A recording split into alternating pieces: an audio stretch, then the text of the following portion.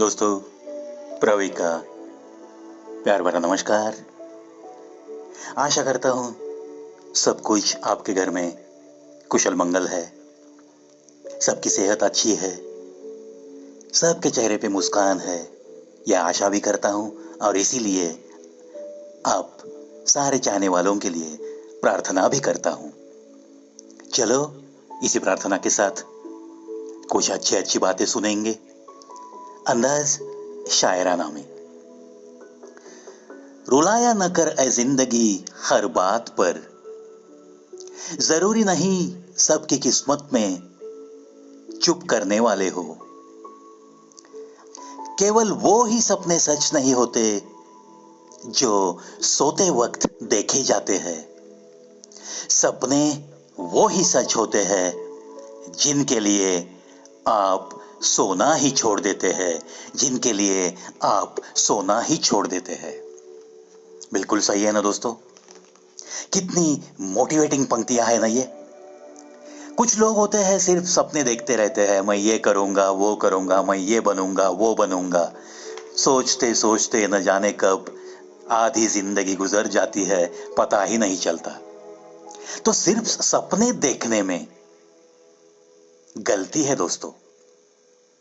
सपने ऐसे ही देखो कि जो आप खुद कोशिश करके पूरे कर सकते हो। और अगर कोई सपना देखा है, अगर कोई मंजिल पे आपने एक नजर जमाई है कि वहां तक मुझे पहुंचना ही है, तो जब मंजिल तय है तो कोशिश का रास्ता चुनना किसका काम है? आप ही का है। और जब ऐसे रास्ते पे आप कोशिश करते हुए उस सपने का पीछा करते हो, तो सही मायने में आप अच्छी नींद सो भी नहीं सकते जब तक आपको वो मंजिल हासिल ना हो। और इसे ही कहते हैं सही मायने में सपने का पीछा। नींद तक हराम हो जाती है दोस्तों अगर दिल से कोई सपना देखा है और दिल से आपकी कोशिश जारी है और बस उस मंजिल तक पहुंचने के लिए आपकी धड़कनें भी उतनी ही बेताब है। और ऐसा ही सपना देखने के लिए बहुत सारी शुभकामनाएं मैं अर्पित करूंगा मेरे सारे चाहने वाले यंग जनरेशन के लिए। ऐसी तो बात नहीं है कि आप यंग हो, आप एक यौवन की हरियाली पहनते हुए दौड़ रहे हो तो सपना देखने का अधिकार सिर्फ जवानों को है। ऐसी तो बात नहीं है। सपना कोई भी देख सकता है, लेकिन कोशिश करने के लिए उसके बाजुओं में, उसके कदमों में, उसके गले में उतना ही दम लगता है दोस्तों। मैंने एक बार मेरे सपने के बारे में बोला था आपको, शायद आपने अगर वो वीडियो देखी है तो याद होगा। तो जाते जाते मैं बताऊंगा मेरा सपना क्या था।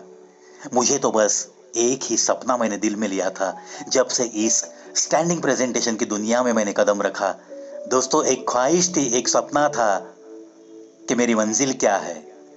ज्यादा से ज्यादा घंटे स्टेज पे खड़े होके बिना कुछ खाए हुए मुझे ज्यादा से ज्यादा घंटों का एक प्रोग्राम खुद का करना था और माता पिता की दुआओं के बलबूते पर और आप जैसे चाहने वालों के प्यार के बलबूते पर मैं वो कर सका, हासिल कर सका मैं मेरी मंजिल को।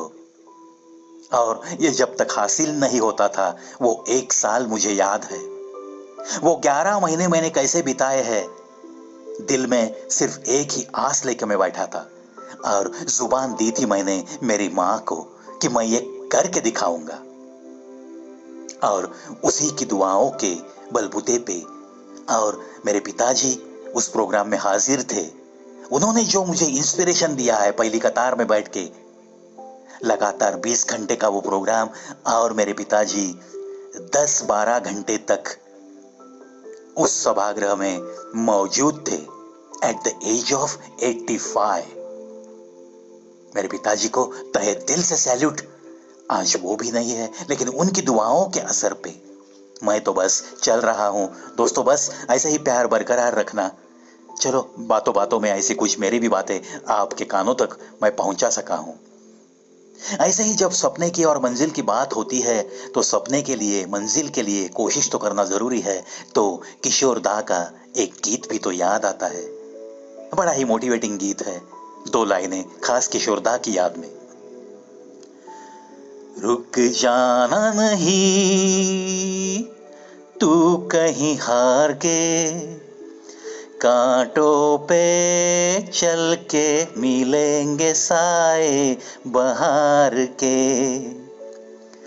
ओ राही ओ राही ओ राही ओ राही ओ राही ओ राही ओ राही ओ राही। चलो दोस्तों, आशा करता हूं दिल का हौसला ऐसी कुछ पंक्तियां सुनने के बाद, ऐसी कुछ गीत की पंक्तियां सुनने के बाद जरूर बढ़ागा। और यह हौसला अफजाई करने का काम तो मुझे बड़ा अच्छा लगता है। आपको आपका सपने का, आपकी मंजिल तक पहुंचने का जो भी एक जज्बा आपके दिल में है वो बस ताजा रहे और आपकी कोशिशों को बहुत जल्द एक विजय श्री प्राप्त हो जाए। इतनी ही शुभकामना देके आज के एपिसोड से अलविदा कहता है ये प्रवीण।